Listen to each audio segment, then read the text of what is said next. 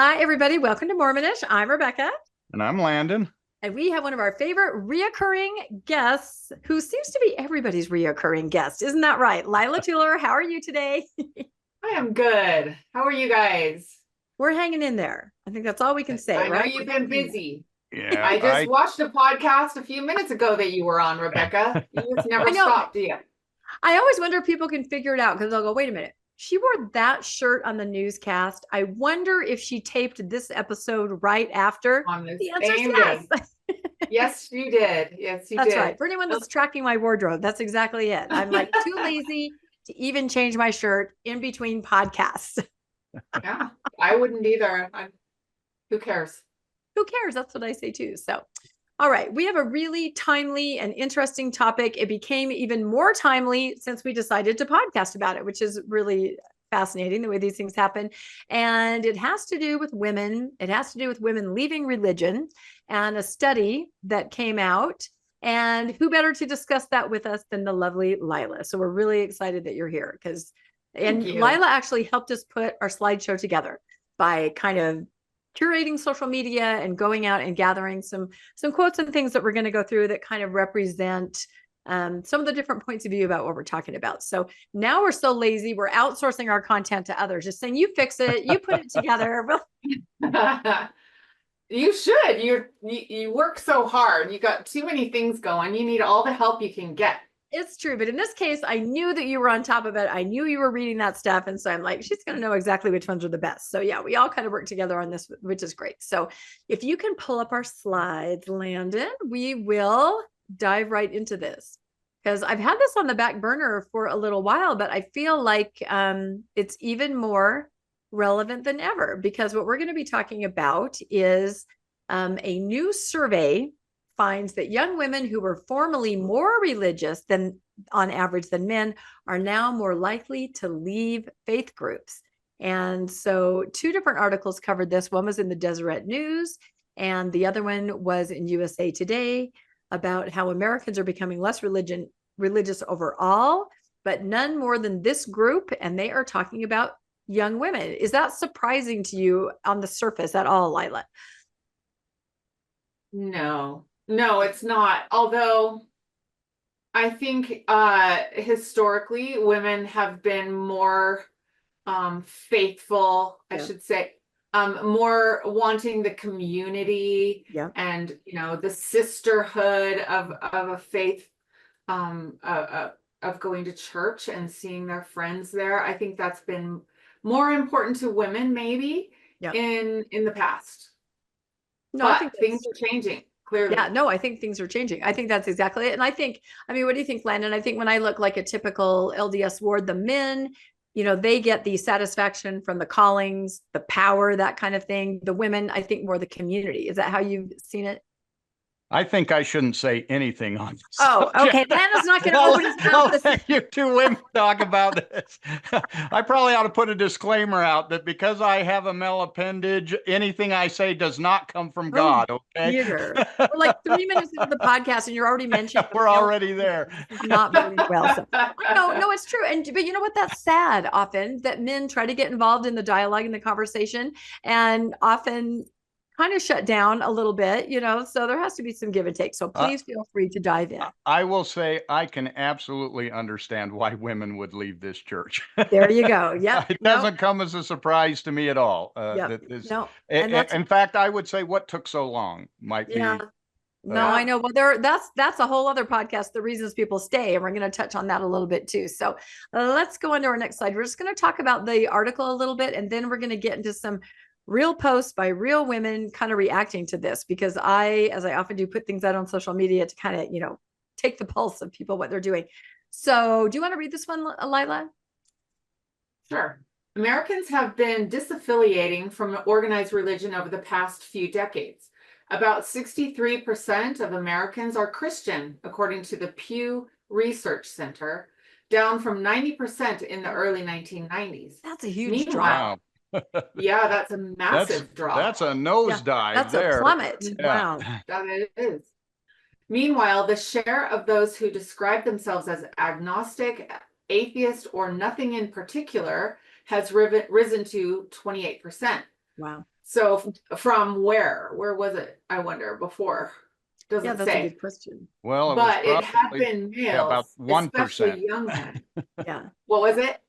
It was Sorry, probably like- about 1%, because that's about isn't that a 27% decrease of Christians? So to rise guess that would 28, be it must have been somewhere Pretty in the, low. very few. yeah, very low. Yeah. Yeah, the agnostic, atheist, or nothing in particular, the nuns, I've Yeah. heard nuns. has been rising.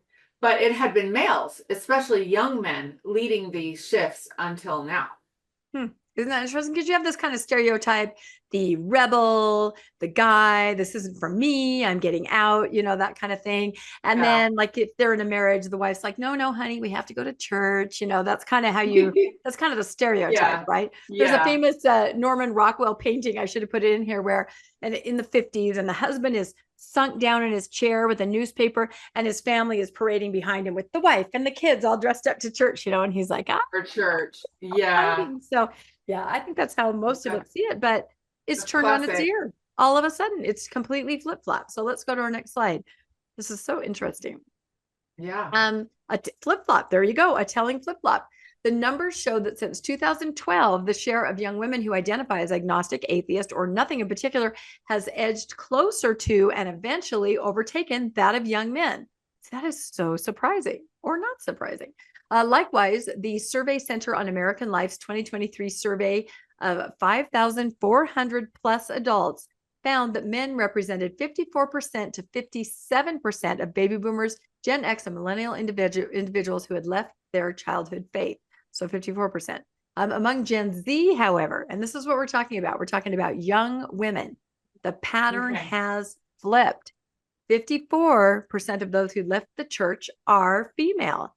Meanwhile, nearly 4 in 10 Gen Z women identify as religiously unaffiliated compared to a third of Gen Z males. So we're not talking about our age or even slightly younger millennials. We are talking about those Gen Zers, the women. They're not. When they say who'd left the church, are they talking about the LDS church, or is No. this any church? Okay. Yep, they're talking about religion in general. That's a very good question. The article focuses on religion in general, and then we're going to kind of drill down and see if we can pinpoint some trends within the LDS church, because of course that's what we're familiar with. That's how many decades did we spend collectively together? Let's see, almost 6. Yeah. 5 decades. We've got like 15 decades in the church between us, right? So Easy. Yeah.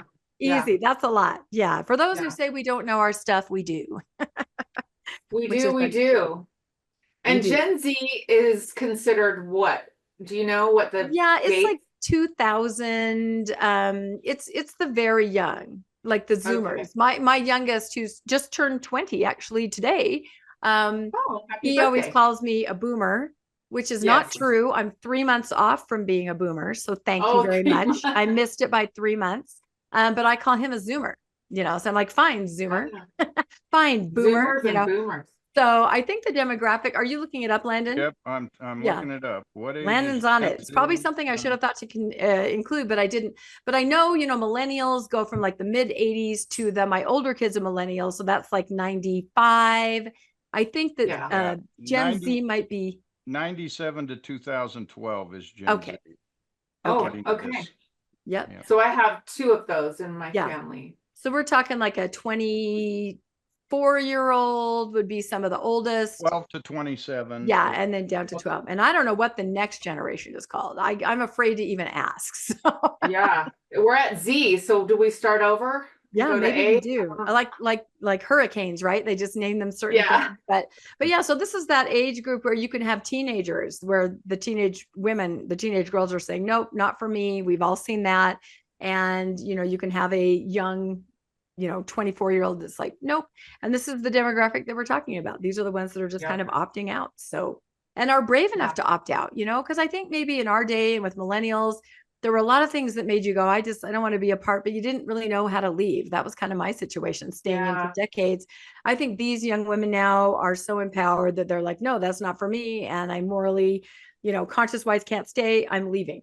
So that's kind of Do interesting. you think there's a reason that they started calling young women on missions and made that such a... That is an part of- interesting point. Yeah, Lowered because the age. They lowered lowered the the age. age, and Yep. it's more acceptable now in fact, not only more acceptable, it's almost, I see more, females going on Yeah. missions than males, at this Yep. point almost, so. Yeah, I hardly know a girl that isn't like, oh yeah, I just That put my isn't papers in, or oh, I'm gonna go on my mission. So that is a really interesting point, Landon. If they're kind of aware of this demographic and they're like, we've got to not lose them in that gap between high school, where they're going to seminary and they're kind of under the, the ward's influence, and then you have that gap there where they could go to state college, learn some things, and step away. We can't have that. So No, we interesting can't have point. them using their critical thinking skills. That's it. The Gotta critical grab thinking. them Yep. before Although they have a minute. You Yep. could make the argument that now that they're going on missions, that's why they're all leaving. They're actually There is seeing how the that sausage is statistic, made. There is that, but when Yeah. they come home, they see the reality of it. So yeah, I think it has one of the other effects. It seems like nobody's nonchalant. They're like, I'm out, or I'm doubling down. So Right. interesting. All right, next slide. Here we go. And we'll let Landon read this one. Oh, here we go. So this is just kind of reiterating what they said. As members of Gen Z have entered adulthood, a new pattern has emerged. 54% of Gen Z adults who left their formative religion are women. 46% are men, the survey found. There it is. And I think my next slide is an actual little graph, so we can get all technical here. But yeah, 54% are women. And if you look at the other ages, millennials, Generation X, baby boomers, and this is actually a graph from the survey. The articles that we're covering are reporting on this survey. Yeah, it's pretty clear that all of a sudden there's just this huge change where for women it's not working, and for men it continues to work for some. So this is dangerous if you're a church, because I'm not a genius here, but if the women leave, I can pretty much guarantee the men will follow. yeah. I don't see the men being in a religion where there's fewer women than men. Yeah, and that's not the problem right now at all. In fact, No, it's the not exact currently, opposite. but it will be if this keeps going. Yeah. Yeah, and I think that the women also, the kids are not going to go to church if mom doesn't go. If mom isn't there to try. I mean, you remember what that was like, Lila, trying to get the kids ready. Landon, I assume you were off at your bishopric meeting, but Lila and I am assuming you get the kids ready. It takes forever. It's a nightmare. It's a nightmare. Sunday mornings were awful. Yep. I remember there's a little anecdotal story, but when I got married, my mother-in-law sat me down and told me how to do this the right way. Oh. You start on Saturday night and you get all their clothes laid out with their shoes and their socks and their ties, and with the girls, the slip and their dress and their shoes, everything laid out the night before. And then you make sure that they're all bathed and ready Saturday night. So Sunday, all they have to do is slip on their clothes and you make them a little breakfast and off you go. And everyone's ready because we did it the night before. And I thought, oh yeah, I remember that primary song. Yep. Saturday is a day. That's right. Day. We all know it. But I thought to myself, hell no. Saturdays are sacred. I want to go to movies. I want to go out and have fun. I want to go on dates. I don't want to be thinking about Sunday until the very last minute that I have to think about it. I am not planning Sunday on Saturday. It never worked for me. So hence we were always scrambling on Sunday morning. Yeah, which is why it was I did not listen. That's really funny that you said Saturday is a sacred day. Saturday is my sacred day. That's not Sunday, Saturday. That's my day. Saturday is sacred. Yeah, well, for other reasons. For other reasons. No reasons. Landon and I were just talking about how you used to have the Saturday night blues. I don't know if I did, because it was exactly that. You're like, Sunday. Oh, it's over. And now I have. The weekend's over. I know. And we were like, it's Saturday. We don't have the blues because I know, because we have another day tomorrow. Another day to do whatever. But, I tried that, what your mother-in-law said. I would hang on the banister and I had all boys, the belts, the shoes, the socks, the pants. And by the time they were trying them on, things didn't fit week to week. You're like, this belt doesn't work. These shoes. I've always said, I think I left the church over Sunday clothes because it was such a nightmare. And I didn't like the way I acted when I was trying to get everybody into their clothes and out the door. I did not like that. And you're trying to get ready too. Yeah. right? And you're trying to get ready too. And you have to get ready and early. your husband's not there. He's Nope. gone to a meeting. Yep. That was always Yep. such a drag. I remember that so badly. And then sitting on the pew, with all the kids, trying to keep them happy and content and quiet for a solid hour, and then second hour and third hour. Oh, it was just a nightmare. We hated it. No, it is. It Yeah. absolutely is. So And there's that's why I one good say, reason. if a woman leaves, if a mom steps away, or somebody, it's the kid, how is that going to happen? How are the kids going to be able to go? And I think you're right, Landon. Eventually the dad, can gravitate away. I don't know. It's very interesting. All right, let's look at our next slide. So much to talk about here. Let's see. Okay, so here's another graph. Also reiterating this, nearly 4 in 10 Gen Z women are unaffiliated.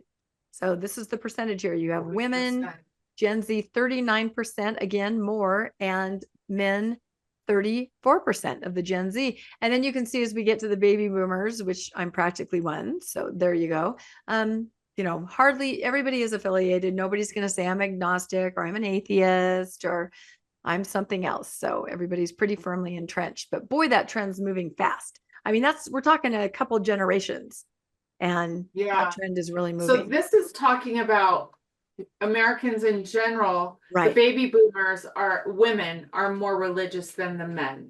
Yep. Is that what that's saying? Yeah. Yeah. Okay. I think that's still a thing, but it is. I think changing. It is. It's shifting. And that's exactly why it's so surprising. Yeah. Yep, I think so too. And I put a picture there. Why are they shifting? Because you can go freaking hiking where you can commune with nature and God or whoever.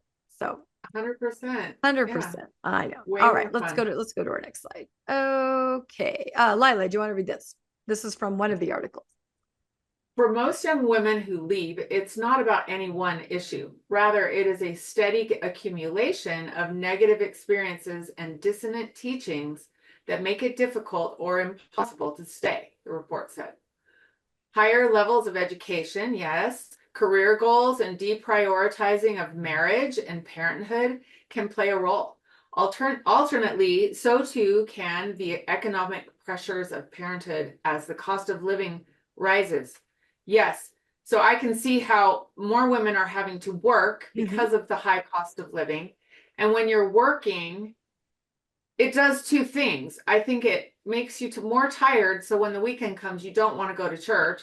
And secondly, you're more empowered in the workplace. Yep.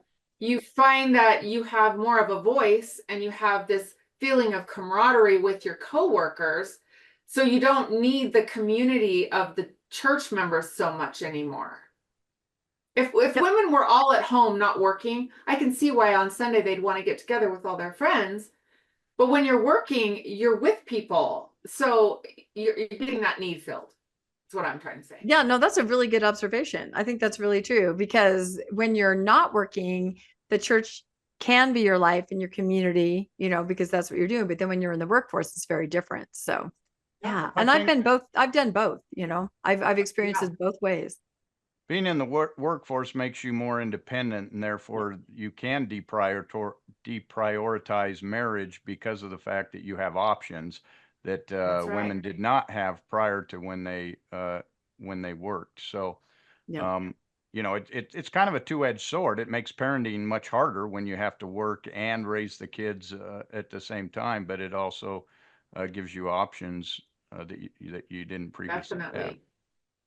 Yeah, that's true. I also feel like it's my theory, they always tell women, don't go to the gym. Why do you have to go to the gym? I've told this before about moving into my new neighborhood in 2001 and finding a letter from the stake that says, don't stay in your gym clothes all day. And really, why do you have to go to the gym? And I think it's the same kind of thing, an empowering kind of a thing, where you go someplace where you're, you feel empowered, you have successes, you have friendships, and then you don't necessarily, you think about the way you're treated there and you don't have the same feelings as you do at church, vice versa. So I don't know. It's kind of interesting life experience. All right, let's continue. Here we go. Landon, do you want to read this one? Why are young women leaving? the research, I always ask that question too when Yeah. I was dating. Well, that's an interpersonal I have a problem, lot of Landon. years That of has nothing to do with this podcast. So, no. The research showed that evolving attitudes on socio-political issues are fueling the new trend. In general, young women are growing more liberal, and they've grown suspicious of institutions that uphold conservative ideals, the survey report said. Some are frustrated with their faith group's approach to LGBTQ rights, gender, and reproductive rights, according to USA Today. Yeah, that's exactly right. And this is where I think, especially LGBTQ rights, I think this is where you butt up very strongly against religion, right? And that's why I said this is more timely than we thought, because when I put these slides together and Lila talked about, let's go through this article and stuff, there hadn't been the update, the LDS Church handbook, as far as their treatment and policies on transitioned individuals. And that has come out, and that has certainly caused, at least from what I'm seeing in social media, quite a storm, with people even saying, that's it, I'm done, I'm resigning. There have been a lot of things that have happened. This is finally it. Have you been seeing that too on social media, Lila? Yep, I'm hearing it. I'm seeing it. A lot of people are upset about it, and with good reason. You know, a lot of us have kids that are LGBTQ. Yep. A lot of us have, you know, family members who have been in the closet for decades because of that problem. People have taken their lives over it. People, these young, like this picture is so perfect with the girls with their pride flags. Yeah. And, you know, wearing whatever they want to wear. Yep. And not worrying about, that's what these girls, that is what these women are doing now. This is a perfect photograph of my daughter and her friends. They look just like that. And that is what they are out doing. They're at pride parades, and they have all their, you know, many friends. They're either trans or LGBTQ.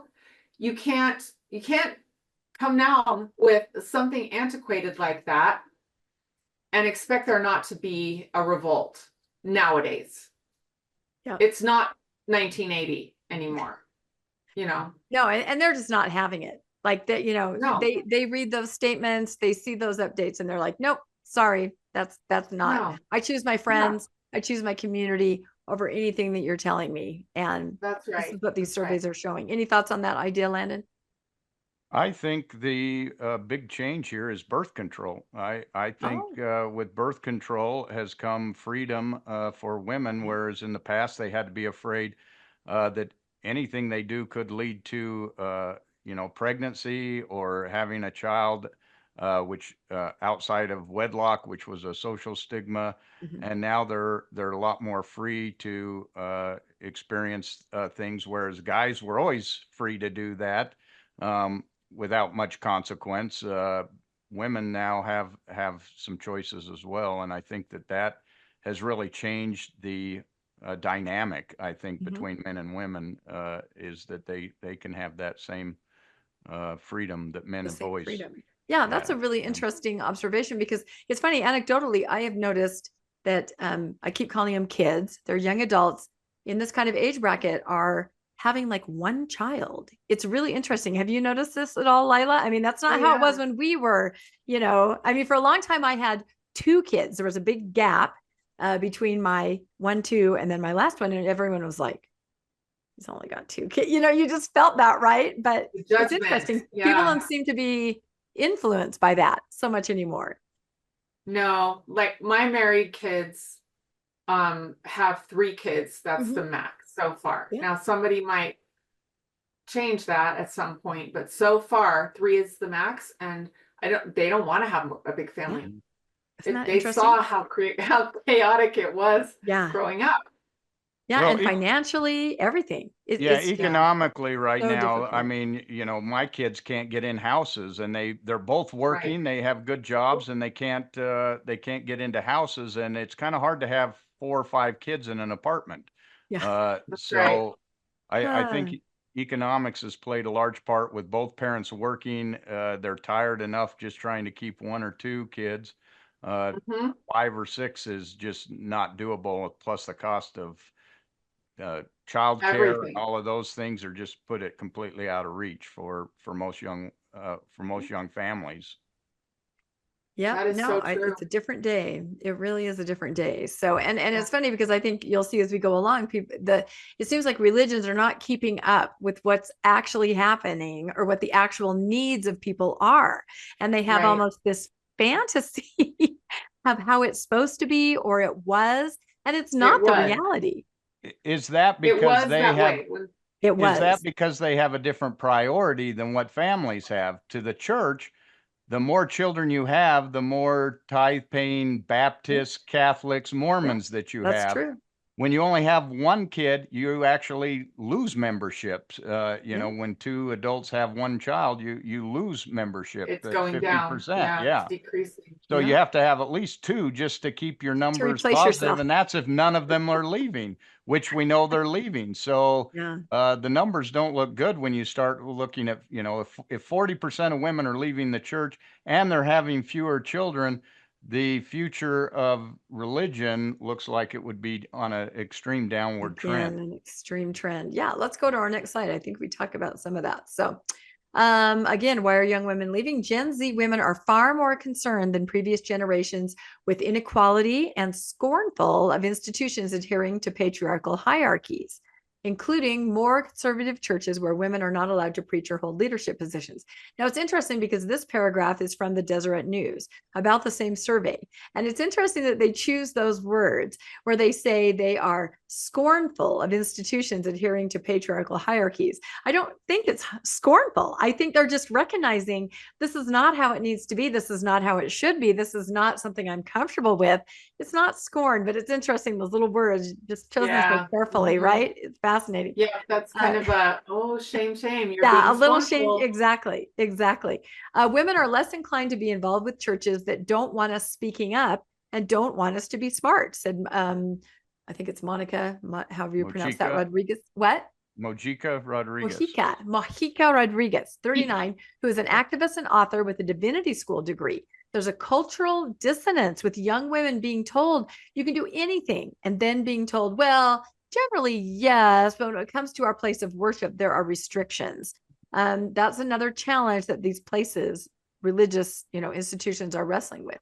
And I think it's so clear in the Mormon church. I've told this story before, but when I was a primary teacher, I loved being a primary teacher. It was so fun. I was teaching 7-year-old girls and one boy in a class. I had all girls and one boy. And somebody mentioned that they had gone to their cousin's party of getting the priesthood, seen their cousin receive the priesthood. And a little girl in the class goes, I can't wait until I get the priesthood. And another little girl said, I'm so excited to get the priesthood too. And I said, oh, how many of you guys think that you as little girls, how are you going to get the priesthood? Every one of the girls raised their hand. The boy did not, because he knew even at age 7 that they were not going to get the priesthood. And then I felt it was something like, a Santa talk. I'm like, well, you go home and talk to your parents about that, guys. I'm not going to burst that bubble. But what it made me realize is that their parents, who were probably in their, late 20s, if these are 7-year-olds, their parents were not saying to their daughters, you're not going to get to do what boys do. They weren't telling them at all, because everywhere else in their lives, they're being told you're as good as a boy. You can do whatever you want. There's no limit. And they're just kind of not having that conversation that at church, you're not going to be able to. So all these little girls thought they were going to get the priesthood. I thought it was really interesting. Just that one little class. So, and that kind of fits in here with what they're saying. Yeah. Hasn't the church spun that narrative though, and now say, women, you do have the priesthood. You hold it in this way and that way, and you wear the garment of the holy priesthood. So they're you can't baptize your child. But you can't baptize your child. You can't pass the sacrament. You can't. I mean, there's a number of things we still can't do. Yeah. You so cannot clearly be leadership. No, and it's funny because I keep throwing these things out that they think will make a difference. You can hand out towels at the baptismal font in the temple. Remember that? Now you can be a witness. The latest thing in the handbook update is that young women are to be greeters on Sunday. The young women are to be in charge of that. And they're actually to tell, the boys if the boys need to come help. But people have issue with that of why are you putting these young girls out in public like that? Could it get weird? Could it be uncomfortable? Could it be, there's all kinds of pros and cons to it, but they're trying to, again, throw something at the women, but it's a social kind of society. Stand there and look pretty. It's greet something that everybody doesn't thing. matter. It's something that Yeah. doesn't matter. Yeah. They're throwing them a bone, and great. Yes. You Here's know, a bone. the girls should be able to be greeters if that's what they want to do. Yeah. They should be able to be volunteer for that. But this is just throwing them a bone Yeah. to say, oh, look how progressive we are. They can now shake someone's hand as they come into Yeah. church. Wow. I can just see them in their little meetings going, what could we do? We got to Yeah. come up with something to give the girls so that they Yeah. feel good about themselves, because this is Greeters. clearly not very fair. And we know it, but we want to make it look good. So what can we say? You can hand out flyers. You can you can help put flags on the yards on Yeah. Memorial Day with the young men. Yep. Wow. Yeah. Yep. Ridiculous. Let's It's make such a them bone. greeters. And then someone else goes, Yeah. like Walmart? Yeah. Yeah. Yeah, like like a stewardess, hi, welcome. Here's your seat. That's exactly it. So Yeah. but you're right, Landon. You're not incorrect. And all of a sudden, I loved how they rolled garments and priesthood into one thing, because that's what everybody was complaining about a couple months ago. And they said, when you put on the garment, you are actually putting on the power of the priesthood. So, and I've seen posts on social media where they're like, I do have the priesthood. I'm wearing my garment. I'm like, oh my gosh.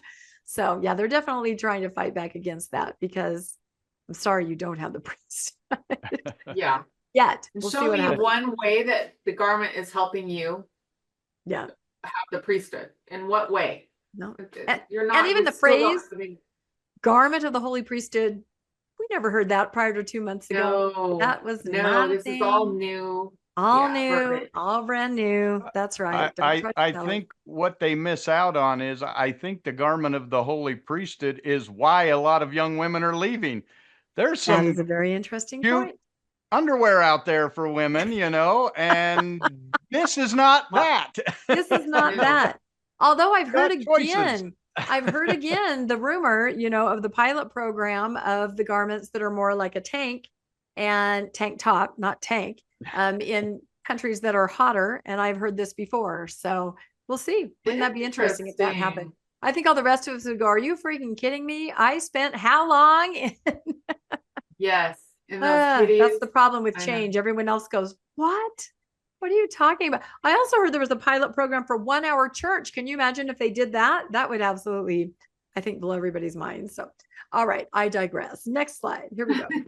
That's so funny. Landon. Did I? Oh, okay. Yep, there you are. Going forward, the challenge is that you've got to get really clear on what is so deeply important that it will never change, and be prepared to change everything else. Balsinger, an associate professor of leadership formation at Fuller Seminary in Pasadena, California, said cultural shifts mean church leaders can no longer rely on old ways of thinking. That's why you put 100-year-old people in charge of your church. That's right. So you don't get old ways of thinking. For generations, people would say young adults will leave, but when they get married and their baby's baptized, they'll come back, he said. No longer. You have to have something to offer people. If we're losing the people who have historically been the most loyal, that's a 4-alarm fire. Yep. So that's not Mormonism. That's just, religion in general. And I think that's very true. What do you think, Landon? Oh, absolutely. I think that's the biggest complaint I hear about the LDS church, even for men who do get to serve and do get to have the priesthood and do get to baptize their kids, is they go and they say, I really don't get anything out of it. Yeah. Yeah, I think Yeah, that's that's right. And the young women, young men, activities have been just dialed back so far. Yeah. There's nothing really fun anymore about it. We used to have great stuff to do as a young woman. We had a lot of fun, but they don't do any of those programs anymore. So No, they really don't. They really don't. It's very difficult. I can't even imagine what it would be like to be a youth today, honestly. So, all right. So I think we're done discussing the article. Let's look at so this is me. I asked the question on social media. I asked it on Facebook and on Reddit. I said, in your opinion, what are the reasons that women are leaving Mormonism specifically? Because we just talked about religion in general, and I wanted to see if there was, anything different. what are the thought processes here of people who are leaving, women who are leaving Mormonism specifically? And I got a lot of answers. It was really, really interesting to see what people thought. So with the help of Lila, we put together a bunch of these, and we're just going to go through them because I love it. It's just kind of a cross section. And this is one of my favorite. Lila, do you want to read this? This person was awesome. She put down, I think, 1 through 5 reasons. Yeah. She was great. Yeah. What isn't a reason to leave? Number 1, Mormonism equals women's purpose is to exist for men. We are commanded to get married to a man and have lots and lots of babies whom we will nurture, raise, teach, feed, clean up after, and stress about until we die. Also, women will give and do whatever the church asks them to give and do without complaining, and men will always oversee her and be in charge, which she also won't complain about. Full stop. Anything that gets in the way of being a wife and mother in Zion is selfish and against God's plan. Yeah, True. That's insightful. Yeah. Yeah. No, I mean, and she, I don't even think she's being extreme or facetious. That really is the way.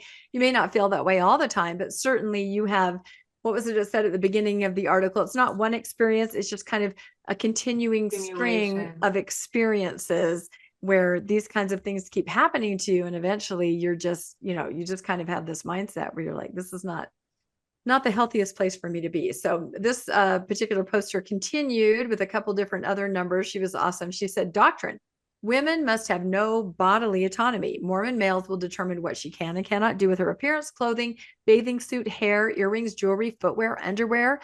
And Mormon males will define her gender roles, sexual identity, sexual expression, and will commandeer her marriage, reproduction, and birth control rights.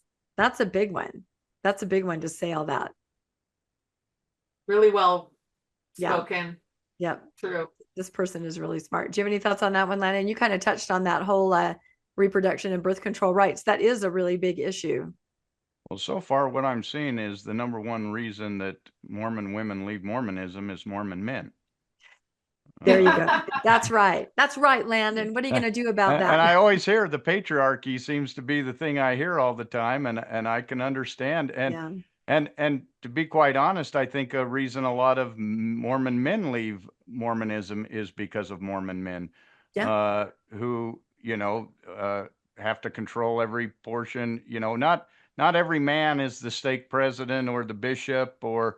And so you can be quite emasculated serving in the church when you're called the primary and everyone else is serving as stake president and whatnot. So yeah, that's a really good point. That's exactly right. And I will say that you raise sons in the church and you see how they're kind of taught that, right? They're taught to be patriarchal, and that's celebrated. It's rewarded, and if you're not successful in business, you're not going to be successful in the church, and you're not going to reach the higher leadership. And then you start giving up and saying, "Oh, what am I doing here?" I think that's why a lot of men leadership. The women, the women don't have, since they don't have the potential to be leaders in the church because of the Mormon men. They leave for other reasons, which are all of these that she's mentioning, that they completely control you and you can't ever reach leadership would be a reason. Yeah, that's a really good point. I remember this time we had a care center in our ward when my oldest was a teenager, and we would go over, you'd sign up, to do sacrament meeting for the care center. And my son was pretty alternative. He was wearing a black shirt and black pants, and he looked kind of edgy, but he gave a talk. He passed the sacrament.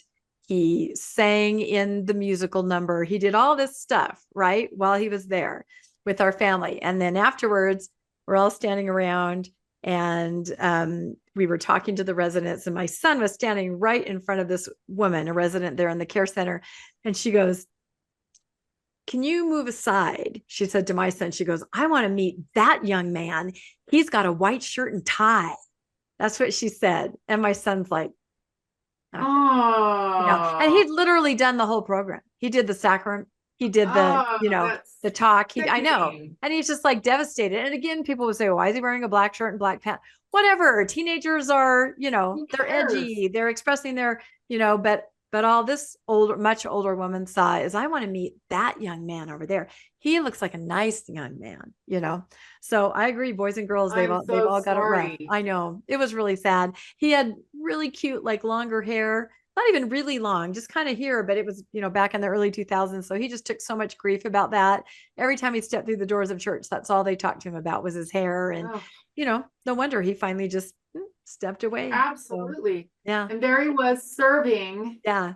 But he wasn't wearing the doing right his color. best. Oh, I know the church is full of those kinds of stories. So, all right. I think she wrote Mormonism. I like that. Mormonism equals, this is number 3, women will be wife enslaved to one man on earth. And then that man will have countless other female wife slaves in heaven. And the first wife will mean nothing. Don't worry. If you're a single childless cat lady here, you'll get to be one of those bonus wives. But, she's not wrong. The path for a woman into the eternities is so nebulous. You have no idea exactly what it'll look like. Most women are just like, I don't think I'll like it, but I'm going to have to put up with it, because you have this idea of having to share your partner, share whatever that looks like. You sense there's going to be something like that. And there's no true path. What's your power? What's your trajectory? What do you get to do? yeah. Well, they tell you in the temple that you get to be a queen and a priestess to your husband. Yes. So what does that mean? Exactly. What is that? The husband is a priest and a king and a priest, period. But you're a queen and a priestess to your husband. Mm-hmm. So it's more duty. It's more enslavement, like she said. It's more service. It's more, this is all I've ever pictured it being. Yeah. And having babies. And sharing my husband with all these other women from countless other worlds that were created. It's like, what? And does anyone get to talk to their mother in heaven? Do we ever get to talk to our children? No, they can't pray to us. That's wrong. That's bad. So we just get to be invisible for eternity. That's fun. Yeah, it's so unclear. And the things we do know are negatives, like you just described, things that you're like, better get on board with this. Gonna have to wrap my head around it. Exactly. And it's just not clear. Men have a pretty clear path as far as what their role will be and what they'll be doing. So I don't know. I know they've tried again to carve out things in the next life, maybe handing out programs. The same kind of I'd just like to point out that number 3 is the reason Mormon men stay. That is actually probably correct, Landon. I know. You're being funny, we can't even right. fathom why you women wouldn't want to all be attached to someone like ourselves.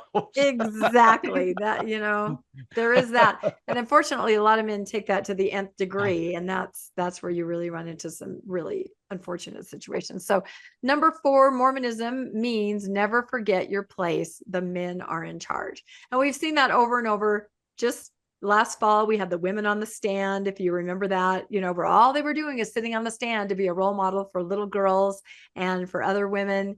And not even that, not even sitting on the stand with the men.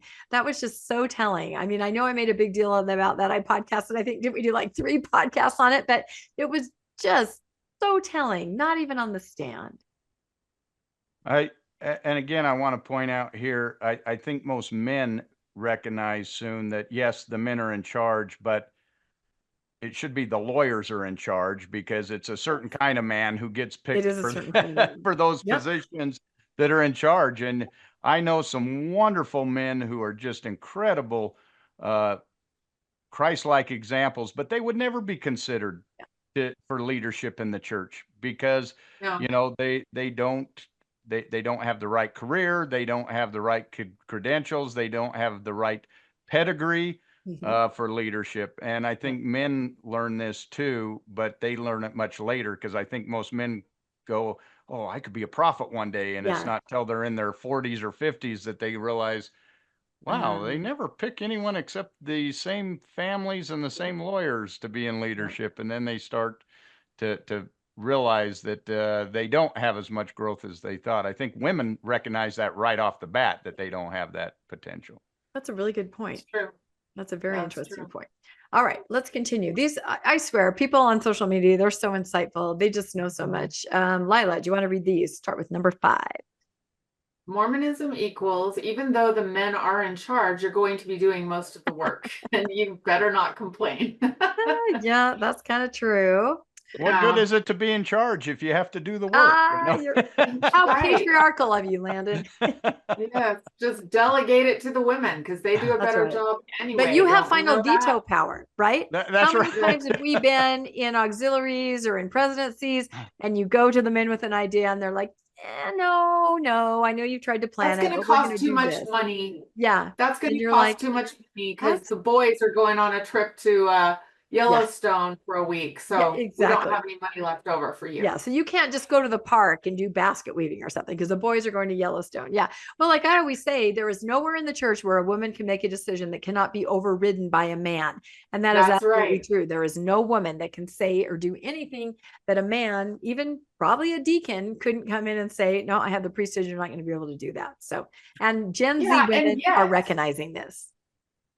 Yes. And yet the women tell each other that we have the largest women's organization in the Yes. world.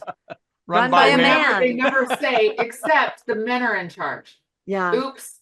Yeah. No, I saw a post, and I've talked about this before. It was some kind of coalition of women in religion. It was in Arizona. Somebody posted about this in a town, and the different denominations in this town sent their women delegates to talk together about empowering women in religion. The Mormons sent someone from the High Council. They did not send a woman. You are kidding. I am not kidding. This is what this person posted. They said they sent There you go. a High Council. There's the men saying, oh no, we'll take over here. We got this. Yeah, We're not no, sending that's a it. woman. And I had one of the very last times I ever went to Relief Society, and I've told this before. I think they made a circle, and they said, okay, it was stake. What is it when stake leadership visits or whatever? I can't remember what that's Yeah, called. it's Associated with Ward Stake Council. Conference, State Ward conference. Conference or Ward something. conference, Ward they con- come. Ward yeah, conference, yeah. So they go, we're gonna have a conversation about women's issues. We're gonna get real. We're gonna talk about things, and it's gonna be led by brother so and so. And then I look over, and there's a guy sitting there in the circle, and he looked uncomfortable too. And he goes, well, so how's it going? And what are some of the issues that we need to talk about? I mean, we laugh because if we don't laugh, we'll cry. And that's it exactly. It's so bad. It's so bad. And we know better now. Like once your eyes are open and you see it, because you could be blind to it for decades. You know, you get little hints where you're like, wait a sec, that feels weird. I don't feel like I'm being validated right now. And then when you really get your eyes open, you can't unsee it. And it's pathetic. It's absolutely horrible.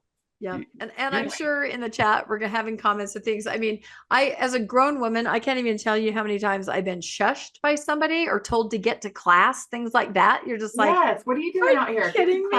You know, it's so funny that people think that they can just dismiss you like that, you know, but it's hard. You just don't stand up. But I think the Gen Z, generation, they're like, oh, hell no. No, this is not how I'm going to be treated.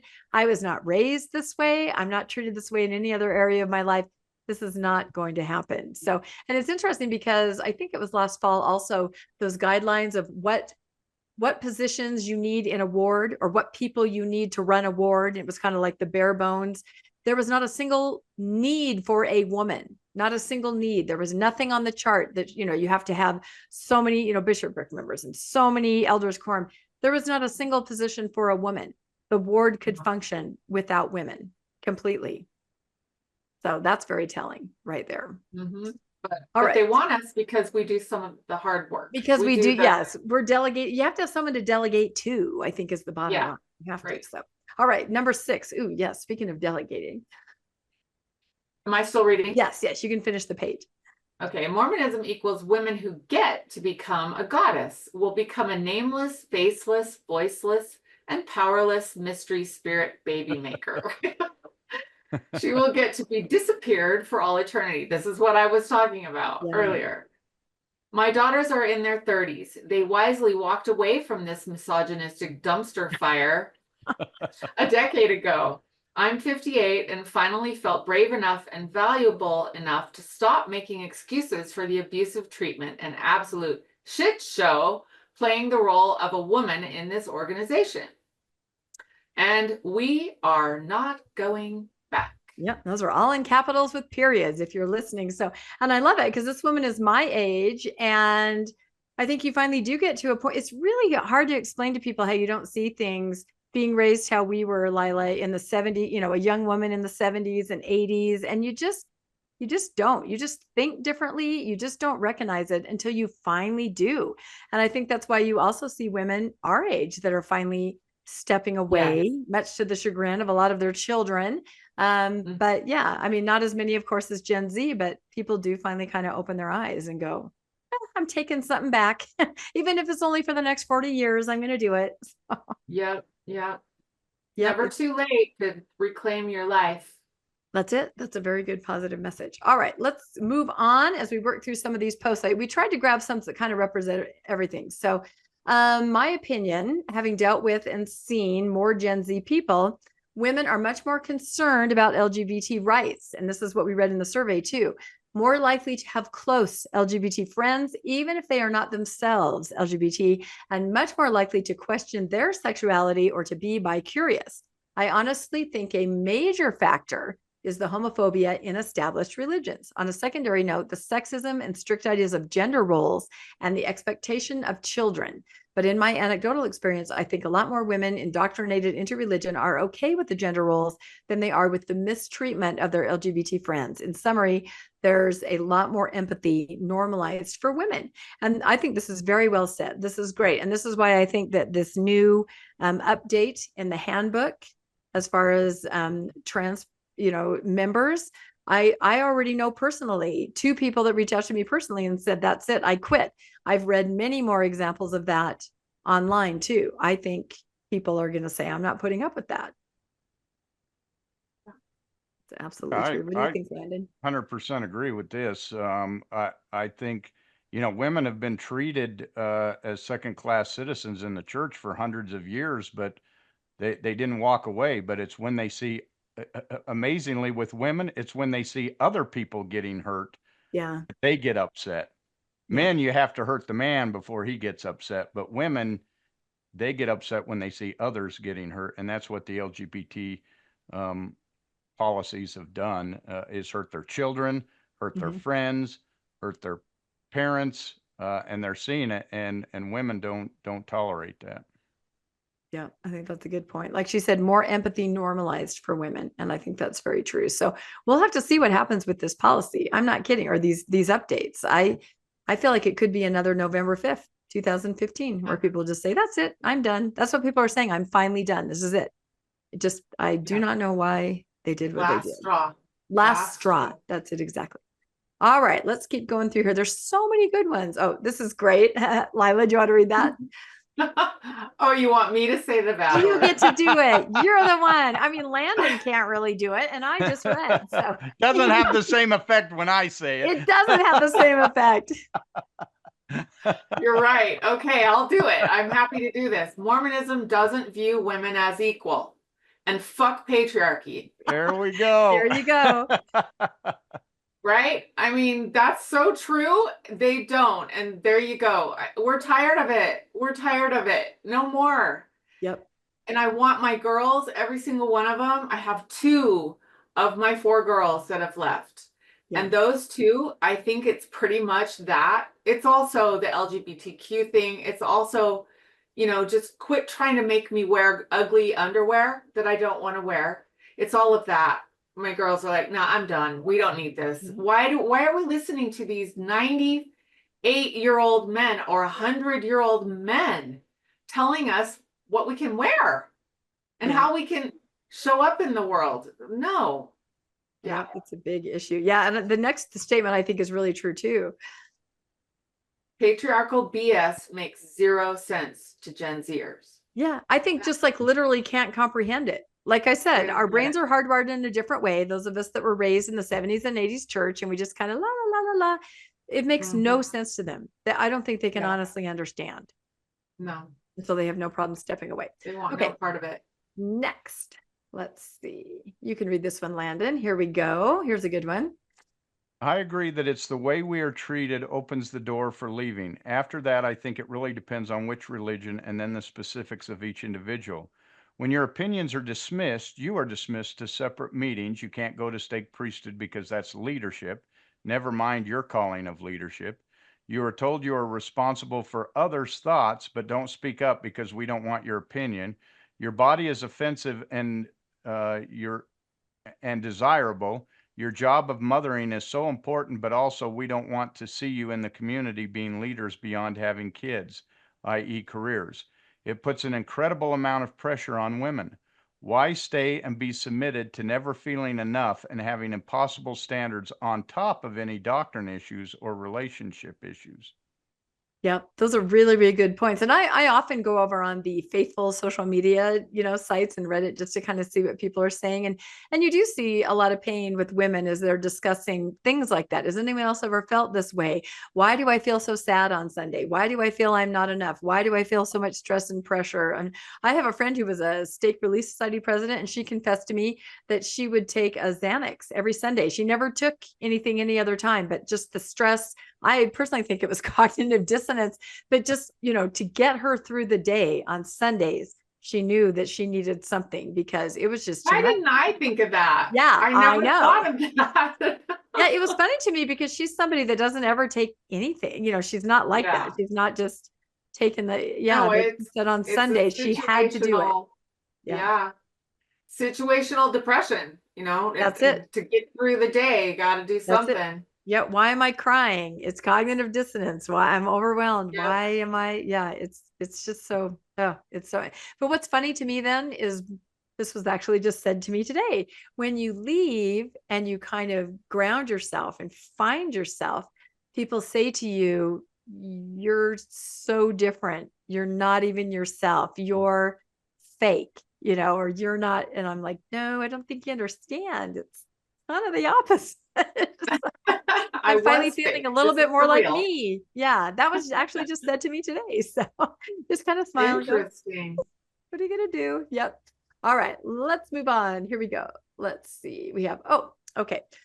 This person on social media said, I might not have been willing to leave for myself. Rigid gender roles feel so normal when that's all you know. And that's kind of what we were talking about, being raised in a certain way. But I could not continue to support a church that teaches anything less than full love and acceptance for my LGBTQ friends. That's exactly what Landon just said. Yeah, for yourself, you don't see it, or you put up with it, or you've just been going that way so long that you're not going to rock the boat. But when someone else is being hurt, and this is why I think it's a huge miscalculation, the whole update to the handbook, because I don't think they understand that not only family are probably going to stand behind the LGBTQ people that they love, but the Ward family, I think, will in a lot of times, because they know the person, they love the person, and they're just going to go, this is not right. I mean, not everyone, but I think enough people are going to say that I just can't, this is not right. So I think especially when they're kids that were raised in the ward. That's what I'm saying. When adults move from outside and you go, who is this person? No, this is someone you taught primary to. Yeah, this you is taught these kids, they grew up, they were your young men, they were your young women, and then they come out and you say, I love them anyway. I love them. That didn't change. I learned to love these kids while I was serving them. Why would that change now simply because of who they love? Yep. True. It's going to be really interesting to watch. And somebody made the point on social media too, that, the whole handbook change, it puts an end to nuanced bishops, because I feel like a lot of bishops were kind of being heroes in that they were being very inclusive. There was kind of don't ask, don't tell. It was bishop roulette. Some of the bishops, you won that roulette. And now with these handbook updates, does this tie the hands of those bishops that were trying to, foster inclusion? So we're going to have to see. It's a big deal, I think. So, but I don't blame. I'm happy that they made this, that they have come out and the church has said, here's our policy. Yeah. Now it's out there. You Yeah. choose. If you know That is where true. the churches stand. It isn't this bishop treated me good. This one's going to treat me different. The church has said, here's where you stand with us. Make a decision. Yeah, that's exactly. And maybe because of that, some of the bishops will leave because they care about these kids. And or young men leaders, young women leaders who care about these kids. They're talking about the trans kids. That's really what it's about, right, Rebecca? It's not about LGBTQ, it's trans specifically. Yeah. But I mean, I know a couple of trans kids, and I'm sure a lot of people know, they do exist out there in people's wards. What's going to be the fallout for this? Yeah. I think you're right, Landon. They needed to make it clear so that there's no wondering, if it's okay. Yeah, no, and Now especially for parents, I think, because some parents still think it's a good environment. It's going to be okay. I'm going to encourage my kid to keep going. And this makes it pretty clear. As a parent, you're going to have to look at this and say, Yep. will I subject my child to this? Because now I know exactly what it is. So. And if I'm a trans kid, I want this. I don't want to spend the next 15, 20 years thinking there's going to be a place for me. Right. Tell me now. let me go and do me rather than wait around waiting for you to make a change that's never going to come. Yeah. I guess that's the only positive thing you can think about that. They said it out loud. And so now everybody can make a decision with consent all the way around because So there it is. All right. Next one. Go back to the other one. I hadn't finished the very last one. Okay. All right. Me, accepted gender roles. Someone's commenting on what they just said, lost me with LGBTQ. So, this really tracks with exactly that the survey said. This is exactly why people are leaving. All right, let's look at our next one here. It's amazing how many of these responses and the survey were related to LGBTQ, and yet the church runs the other direction from it. Yeah. And it's interesting because in the survey, or at least in the article, some other pastors from other churches said, we got to just be ready to change. We've got to be ready to meet them where they are. The important thing was to try to keep people, help people. And they were talking about being willing to change. That's not what the church is doing. They're going to clarify what they're going to do, and it's not going to help keep people at all. And if you really believe that that's a sin, or that it's sinful behavior, isn't the church the best place for them to be? If you're a church, if you have the church mentality, that's what churches are for, right? To help the people who need the help. But instead you throw them away. Not really a church. Yeah. Exactly. Not this All church. right. Is it your turn or is it Lila's turn? I can't remember. I'm losing track. I think it's Landon. I think it's Landon's turn and then Lila. Okay. More young women are childless than ever. It's eye-opening to young women members. Fewer of them are married to a member because so many men already left, had kids too young, a mortgage, and are too tied down to want to face leaving. More young women have many more choices in life. The church gives them nothing to help with the choices. They feel invisible. Yeah, and that's true. It's one size fits all. You're to be a mother and not work in the workforce. That's what we were all told. I think it's now more acceptable, but the ideal is this trad wife, take care of the kids, raise them. We all have read the Proclamation of the Family. It makes very clear what the women's role is in the church. And so if you don't fit that mold, you got to say, where's my place in this church? That's not the mold I want to follow. Why do I have to follow that mold? Yep. And you see many more women outside of the church doing all the things that might be attractive to you, right? Yeah. Like, look at them. They went off for their masters, or look at them. They went and did this. And it makes me wonder now with, President Nelson is going to turn 100. President Oaks will be the next prophet, I would assume, sooner than later in the next couple of years, if not much sooner. And, will he dare canonize that proclamation of the family? Will he dare? I'm pretty sure he wrote it. Yeah. Yep. Well, Don't you yeah. think? Yeah, or arrange. It was it was a legal document against same-sex marriage in Hawaii, and it morphed into a revelation, of course. But I don't know. Wouldn't it be interesting? I'm talking about the trans one, this recent one. That's got to be Oak. See, and that's what a lot of people are saying. Yeah, is sometimes when the prophet is very infirm, there's sort of a power vacuum, meaning other people can rise up and push their agendas.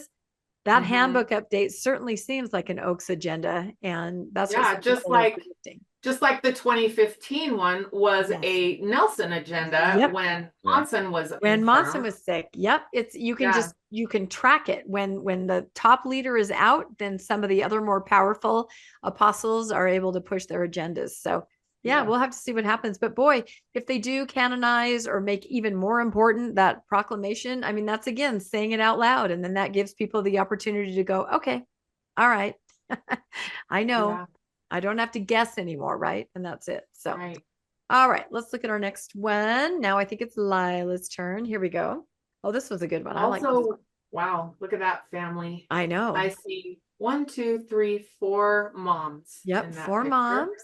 Yep. And lots of kids. Yeah. And 1 man. And 1 man, of course.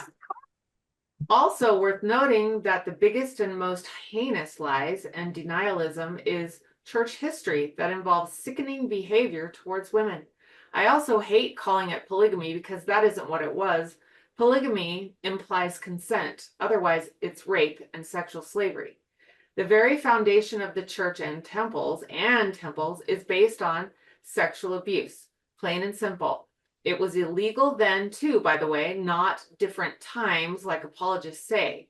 Joseph Smith demanded secrecy because he could have been hanged, and worse, for these crimes. Even without the stomach-churning child sexual abuse, in parentheses, there is no excuse, God-given or otherwise, none of the abused could have given consent, no matter what words came out of their mouth or God's mouth. A person in a position of power can't get actual consent because of the repercussions of saying no. And that's true. The power divide there, the power difference, nobody could really, everybody was coerced. They had no choice. If they were to say no, there was the threat that they were going to hell with their whole family. And Joseph Smith would be killed by that angel with the sword. So you need to say yes, or I'm going to die by that angel with the sword, So it was total coercion. I mean, and then to tell them you have 24 hours to make up your mind.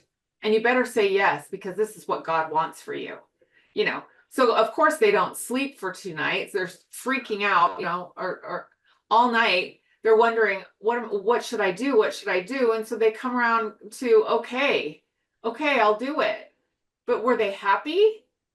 That's the thing. It's just, were the men even happy? I know. Could you imagine having all those women, all of them nagging at you and frustrated?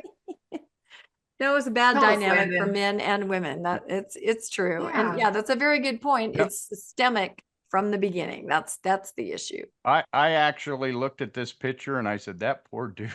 Yeah. Who wants that? And who wants that many kids to be responsible for? And the women he's got. Wow. I don't think any young men would want that nowadays. No, I don't think so. And a lot of those pictures, we had one on our mantle where the men were in prison clothes, stripes, right? Because half the time they weren't even with their families. They were running for the law. What kind of a life is that, Yeah. Yeah. The whole thing was just super negative and systemic from the beginning. That's all we can say. All right. Yep. People have really great comments. Okay, here we go. So here's somebody who said they're not a woman, but it seems like women are determined to take their power back and not be subjected to some antiquated patriarchal structure. It's unhealthy and trauma-inducing. I do have 4 daughters, and that's what I've gathered so far. So that's it. You can't be a dad and with daughters and not understand what is happening. You have to see it. Yeah. So I thought this was great. I like how he said, not a woman, but he still is brave enough to weigh in, right? Because sometimes on social media, the women pounce. They're like, you don't have anything to say. But he said, I have daughters. I can speak here, right? So. And he spoke truth. So that's okay. We'll let him speak. He spoke truth. That's right. I'm sure you're, like you said, Landon, you're nervous being on this podcast yourself. So but you're doing very well. Anyone named Rotten Rhubarb can say whatever they want. This is not a picture of rotten rhubarb. This is an AI generated, just a man, not a woman. So, okay, Landon, go ahead with this one. Most replies to this questions simply list the ways women have always been mistreated and give no reason why now women are standing up to the patriarchy. Your post has one great reason: the growing recognition and rising expectations in the outside world. Some other points gleaned from other posts: the rise of gay rights impacts women more than men. Men tend to have internalized gay fears that turn to hate. Women are expected to laugh at men's jokes about threesomes. We are allowed to imagine being bi, at least. Women are more impacted when one of their kids is gay. Yeah. So this person was kind of going through, and there were like hundreds of comments, just kind of looking at some of the ones that, yeah. So again, the gay rights and just children and all of that. So I think the next slide is more of this person talking. Nope, I guess I'm wrong there. So this is good. This is kind of a slew of them right here. One person says patriarchy. Also, women tend to be more empathetic toward issues such as LGBT. Right, there you go. Another person says the misogyny, the lies, the bad behaviors. It's a man's church. It's like that song, It's a Man's World, right? It's a man's world. It's a man's church.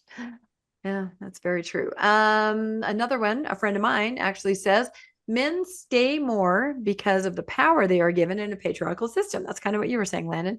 These younger women see what their station in life would be in such a system, and they realize that is not what they want. Yep, like we talked about, they see it very clearly. And finally, somebody said there aren't very many affirming or safe places for women in the LDS church. And I have a picture of did you guys have these on your refrigerators growing up? You probably did, Lila, because your dad was in the picture, right? Yeah. Look at that. Look at all those men. Yeah, that's what I'm saying. When you see it like that, and you also have to realize, if you look over to the right, there's only one, two, three, there's only 9 women there in the whole thing. And they're like off to the right. They're not, it's like, that's how the seats used to be. When I was active member, the women sat on the side and the men were all front and center. Yeah. And the only reason then also I was noticing there's only 1, 2, 3, 4 black faces mixed in with, maybe 5, which is shocking that there's even any. Yeah. Given the demographic of the church. Yeah. This does not even represent the demographic of the church. And it's funny because when they moved women over to sit by their husbands in the thing, it wasn't to show that they had power or influence. It was to show a heterosexual couple. It was to give that example there. I know. Isn't that ridiculous? Gross. I know. Okay. Of course. Not shocking. Yeah. You know what? It's so interesting in just a little story really quick. When I left, actually, no, that's not even true. When I got a divorce, I knew I was still an active believing member, but I knew I didn't want to date any Mormon men. I couldn't even tell you why. I just knew I didn't want to date them. And it was like this deep thing. It was like, no, I have been down that road. I know what that looks like. I will be treated as a subhuman, as a subpar human in the relationship. I am below them. I will always be below them. And I knew I didn't want that, even though I was still an active believing member. And it just was surprising to me that I was so adamant that I wouldn't go on the LDS dating sites. Nope. I went on Match.com and eHarmony and all those other ones, but not the LDS ones, because I didn't want to date those men. You were very forward thinking. Seriously. No, I had no reason. It was just a gut thing. It was gut. I didn't even know why, but now I can see it. Now you can see I didn't want that patriarchy, Wow. So. Yeah. Wow. All right. Enough of looking at this slide. I think we've had it with that, right? Let's move on. Let's go to the next slide. All right. Let's see. I think it's Lila's turn to read. Here we go. What country is this? It's a made up country. That's why the word it's AI. Oh, try not to get a copyright strike by they using can't spell anything. That's why it says Huli Blini Skoldi Nati Worki Kono Muni Nighty Metvek. Yeah. At least I think they have the right number of fingers. That's always a problem. So. Yeah, that is always a problem. Okay. But yeah, I don't know. It's AI country. I know. AI is amazing. They It can't is pretty quite get amazing. everything right. But Yep, they can't. LLDS. That was something I made for the newscast tonight. It was pretty funny. Everybody made fun of me because it came out LLDS. yeah, they can't do it. But Nope, anyway, can't women quite do are it. more impacted by the church's sex abuse cover-ups and scandals. We identify with those victims. Yeah, that's a good point. The church Very good point. had much more to offer women who were SAHMS. What does that mean? Stay-at-home moms. Yeah. Ah, thank you. I never knew what that was. Stay-at-home moms. It gave the support and friends. Now in 2024, they get that at work and have no time left over for church. What I was That's saying. what you said. Every wave of feminism pushes more women of every age to be more demanding. The latest round with the Me Too movement has eliminated a real hunk of sexism from movies and TV. Expectations keep rising. Young people are facing life with huge college debt or no college and few prospects beyond minimum wage. They face the reality of huge, rich institutions robbing them blind, including the church. Yep. It's a different day, a different outlook, It is. a different expectation. You know, we probably can't really even understand what goes on in the brains of our Zoomer kids, right? It's it's a whole very different different. world. I know. Yeah. And then it's true. You think about the church leadership. I mean, they're literally, are they older than the silent generation?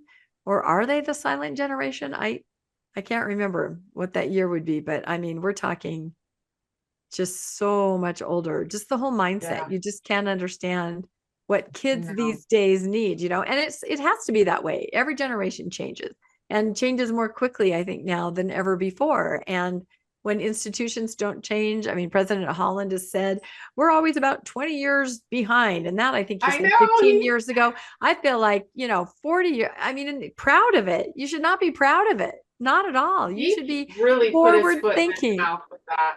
Yeah.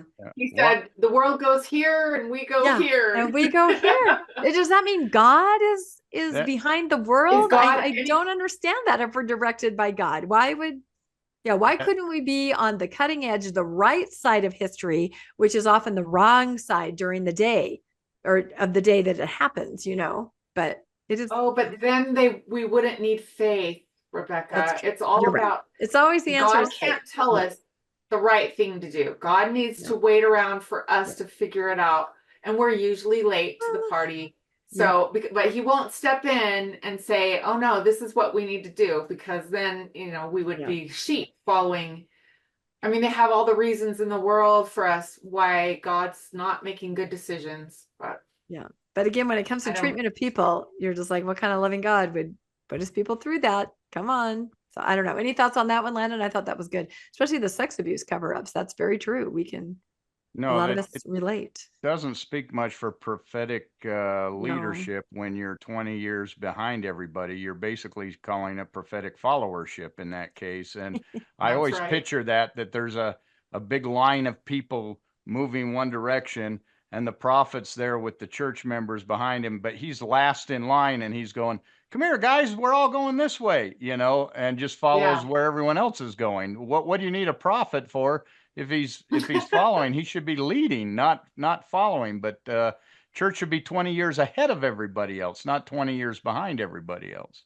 Yeah. Well, they're just men, Landon. Yeah. They're just men. You can't expect them to. And they're in walkers, so you can't blame them for not being out front. Oh gosh, Landon, you had to go there. So. All right, I think we're getting toward the end here. So many good things. We really had to pick and choose what we put in here. So I liked this one a lot. It said, we found we can go anywhere and do anything we want except at church, where we are still second-class citizens. Our daughters have been raised to seek and demand equality and respect, and they won't stand for it at church. We saw the Barbie movie. We know we can do better. And that's true. I think that's exactly what we've been talking about the whole time. So I'm a Barbie girl. That's right. In a Barbie world. Landon liked the Barbie movie, didn't you? I did like the Barbie movie. There was wisdom in that pink. That's right. Cute. She was cute. That's right. Have you made up your mind to now dress like Ken, Landon? Is that your new style? Does Ken have a beard? I don't know. Maybe a light. Nothing like you're looking like Merle Olsen in Little House on the Prairie. Nobody knows that's who that is. Nobody watches Little House on the Prairie. I do.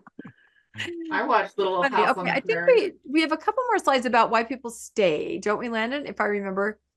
Okay, this is a list that I came up with based on everything. We've talked through most of these points, but tell me if I'm missing anything. These are from all the social media posts, just my own experience. What are the reasons women are leaving the church, the Mormon church? More opportunities outside of the church, Heavenly Mother, the ratio of men to women, misogyny, treatment of the LGBTQ in church history, sexism and gender roles, concern for their daughters. That's a big one. I've got to get my daughter out of this. Sexual abuse cases, child protection issues, purity culture, focus on modesty, unclear place in the afterlife, lack of focus on, I think I covered it up by the pictures. I don't know. I'm not focused on what I was focusing on. Job success, concern for sons, even treatment of women, patriarchy, belittling behavior that you encounter at church, no female power, and garments. So I thought that was a pretty good list. I think that we pretty much touched on almost every single thing there. I think we're missing one. Which one? It's not true. Yeah. Okay. That's true. One. We did not go into historical issues at all. And that could be a big one. Once you start realizing it's not for me, then you dive in and you give yourself permission very quickly based on historical issues and truth claims to say, all right, not at all. So you're right, Landon. We didn't really touch on that side of it. But I think if it was true, women would tolerate more of these things. That's but probably true. You know, with the internet and now they say have all of these in addition to, it's not true, and it becomes very easy. I think we need to give that they're thinking on their own and can think their way out quickly. Well, and polygamy is another reason. That should totally be there. Part of that. Yeah. Once you realize that polygamy was a horrible experience for women, and that any man who said that was from God was a liar and a cult leader and abusive. Once you realize that, it's like, why am I following anything that came out of that man's mouth? Yeah. And you get there pretty quickly. Yeah. Yeah. No, I think you're right. Yeah. I can't believe that's not on the list, because that's usually the major issue for women that they're trying to wrap their brains around. Because that's really difficult. All right, next slide. I think, why do women stay? That's right. We had a couple on why do women stay?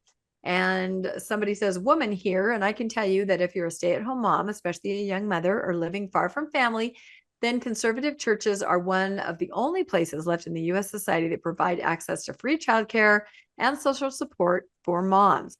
Modern U.S. culture can be crushingly hard on mothers, especially if they aren't in a situation to be able to both work and afford quality childcare. Most Mormon women are conditioned to make choices that isolate them from other means of social support or validation, usually from a very young age. The where will you go question is very relevant if you have no other social support and no or little access to resources like childcare. Mormon men more often have outlets in their lives that aren't focused on home and family, and the patriarchal nature of Mormon relationships means that the childcare is very often something they just never have to worry about. It's a whole world of mental concern that they just don't have, at least to the same extent. It's a giant blind spot for most Mormon men. Church indoctrination also preaches a very specific version of womanhood that is almost exclusively valued by the church. Traditional manhood still has value in wider American culture that isn't necessarily there for regressive femininity.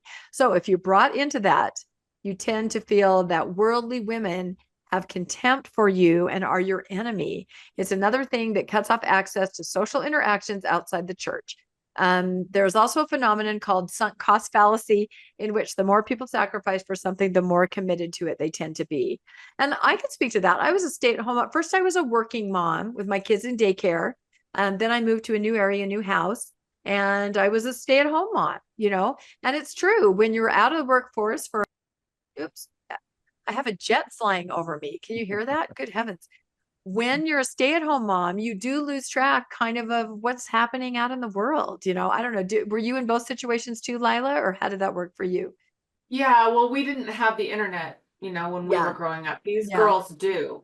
So they can kind of keep their finger on the pulse of what's going on. But for us, no, it was our little insular world was the church and, school friends. Yeah. But I grew up in, mostly in Salt Lake.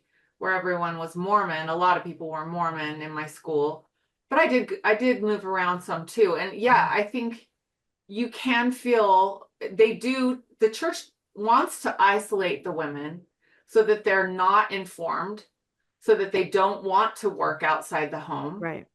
They make you feel like the only thing you should want to do is the most important thing is raise children.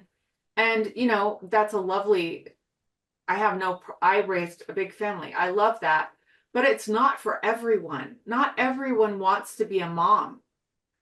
Some people are artists or writers, or they have completely different interests, and they shouldn't all be forced to feel like there's a one size fits all for every woman on the planet, or you are off the rails and you're doing something, you're sinning if you don't want this. Yeah. Yeah. How would men feel if they were given one job option? You're going to be an electrician. Yeah. And that's all you get to choose. Everybody Every man has to be an electrician. Right. We wouldn't react very well to that. And I think, but women, that's, you're all called the one thing and one thing only. Yeah. Well, I feel like, men suffer too in this, because imagine being in a relationship where there wasn't an outside force telling you what was right or wrong. And you sit down and you talk together, and you're like, you know what, honey, it makes sense for you, the man, to stay home with the kids just for this period of time because I'm doing this and I'm making more money. Imagine if just as a couple, you worked it out, what was going to happen. You didn't have this outside force saying, nope, you need to stay home and you need to work. You just sorted out yourselves what's best for you as a family. But that doesn't happen. You have this mold that you're trying to fit into, and it really doesn't fit everybody. Well, and then what happens when the kids leave? Then you're left with no, who are we? Who are we?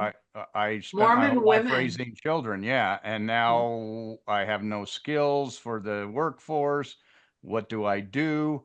I don't have any experience. I'm going to be paid minimum wage, and that happy raising children becomes, now what do I do? Yep. That is the classic Mormon women empty nest syndrome. And I saw it with a lot of my friends, just miserable, so sad. All the kids were gone. What am I going to do now? I don't know what to do with myself. I don't have any skills. I can't even get a job. And all they do is fret around about their grandkids. They don't have anything else to live for. Yeah, it's a real thing. That's what you're put in. That's exactly right. So, and again, eyes wide open, consent. If that is your choice, then it's your choice. But a lot of us feel like we didn't really have a choice of a certain age, but the Gen Z girls do. They absolutely do. Let's go to our next slide. They really do. Let's see. I think we must be almost done. Okay. Go ahead, Landon. You want to read that one? Why do women stay? They are taught their whole life that the most important thing to do is get married and have as many babies as possible. Having a career that takes you away from being a stay-at-home mom is discouraged. A degree is only encouraged for in case your husband dies. So these girls grow up and do what they're supposed to do and become stay-at-home moms. They often don't have a lot of work experience, if any, because they married young. The majority of their socializing is all through the church. Why would they leave? They've been taught by the people they look up to and love that they can't do any better. They went to church every Sunday and saw a row of men at the front. They prayed to a man every night. They studied the words of their prophets who said a woman's place is at home. And so they stay because they truly believe it. They stay because they risk losing their husbands, the men who they love and who provide for them. They stay because they believe their children will suffer if they don't. They stay because their families will treat them as lesser. They stay because they fear they will lose all their friends. There is a sad reason why it is so encouraged for BYU students to get married and start having babies as soon as possible. Yeah. I think a lot of us can attest to a lot of those things that happened to us when we stepped away, And the funny thing is, these women who did exactly what the prophets have said aren't even qualified to be Relief Society General Relief Society presidents. They don't ever choose those young kind women. of women. Those they have now chosen all women who are from the workforce, and those are women our age who were taught the whole time that that's not what they were supposed to be doing. And they're rewarded for doing, following their own personal revelation, which Yep. all of them have said, I had personal revelation to finish my law degree or to do this. And now they're chosen to be the role model. It's very interesting. The rest of us are like, wait a minute, I didn't get that memo. What happened? What No one who- said I could listen to my own mind nobody and told make me my own that. That's choice. right. Like Yeah. someone needs to tell you to listen to your own inner voice. But unfortunately, yes, you do have to hear that that's In this okay. church, that's right. All right. I think we have one or two left on that, and then I think we're almost finished. So, I was just going to mention this just a little bit, the rise of the trad yeah. wife, right? What do you think of this trend, Lila? It's so interesting. Yeah, it's interesting how there's always a yin and yang, and things come around after a while and swing the other direction. So I think this is just an example of a person she left her dream of being a dancer, or what was the other thing she was doing? She's also a beauty queen, and she still Okay. does like participate in that, I think. Yeah, but she gave up on it and to become this, this farming wife and have all these kids and cook everything, raise all her own food and do everything the traditional way. And she's pretending that she's really fulfilled and happy doing this. And then sadly mentions that sometimes she has to spend a week in bed because she's so tired. She's so And tired. we wonder, okay, something's not quite right here. But it is an interesting kind of swing the other direction that it's interesting. Yeah. And it's not just Mormonism. You see trad wife, these influencers, they have a huge following, in this case. So it's interesting because, her husband is the heir to the JetBlue dynasty. And as I understand it, she does do everything herself with the kids and cooking. But I think I read they have over 60 people that help with the operation of the farm. It's a it's a very well-funded operation. So yeah. Which is kind of interesting. But, again, you kind of, if that's your role, then do it to the best that you can do it, and say that you chose it. And who are we again with consent? I know she's kind of a polarizing figure because some people say she's a role model. Others say she's trapped in the scenario. And so it's very interesting. She's been in the news quite a lot lately. So, all right, let's go to our, I think, second to last, or is that our very last one? Okay. Is this our last one, Landon? Yep, looks like I think so. Yeah. So thoughts about the future. And I put two pictures here. I put women more our age or even older. And then I put just those cute little Gen Z girls, and you just watch them go. They're just a total different breed. And it makes me really happy. It makes me think you can do anything. There's nothing stopping you. And you probably can't understand what stopped me or somebody of my age. You could never understand what that was. And thank goodness that you don't have to understand it. Yeah. They have much more freedom. Yep. As long as they don't buy into the patriarchy in the church.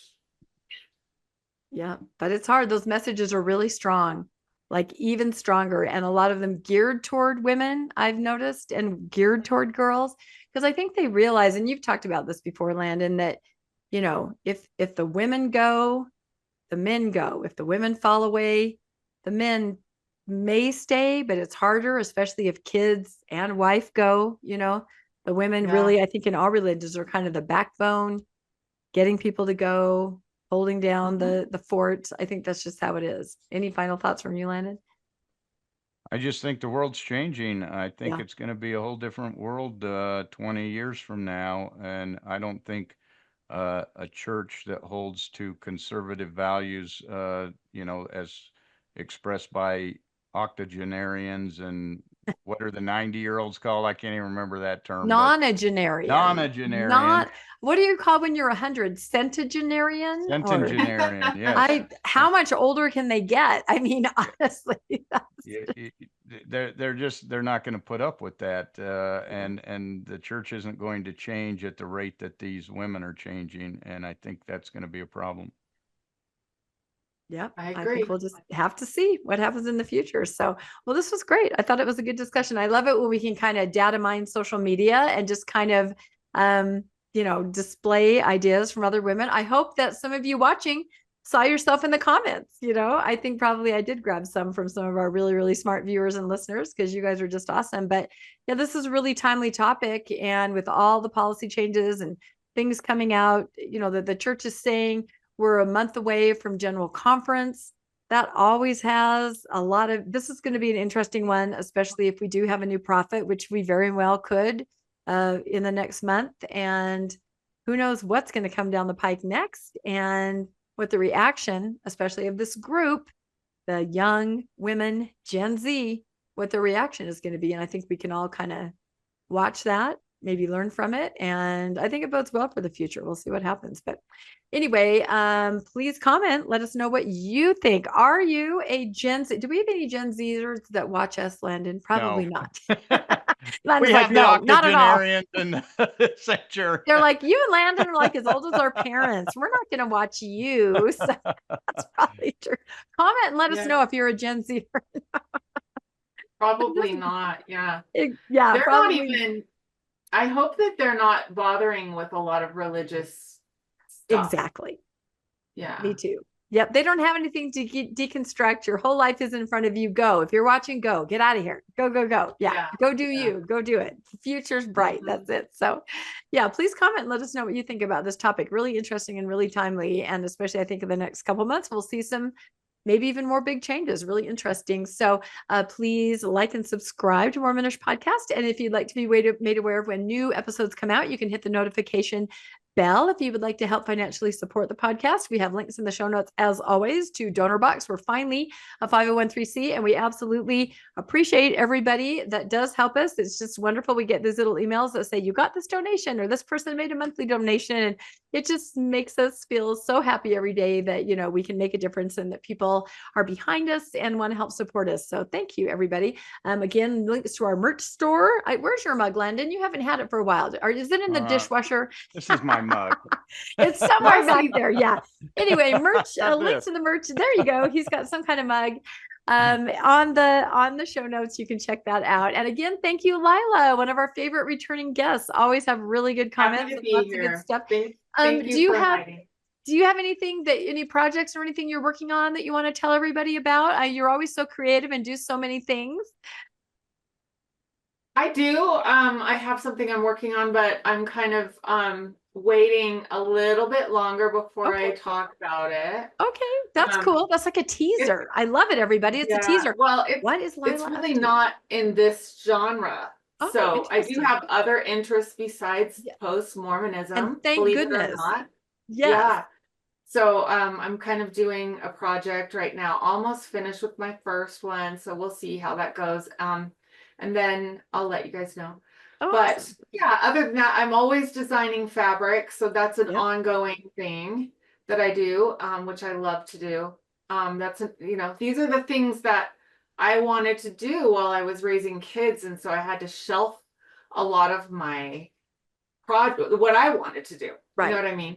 Yeah.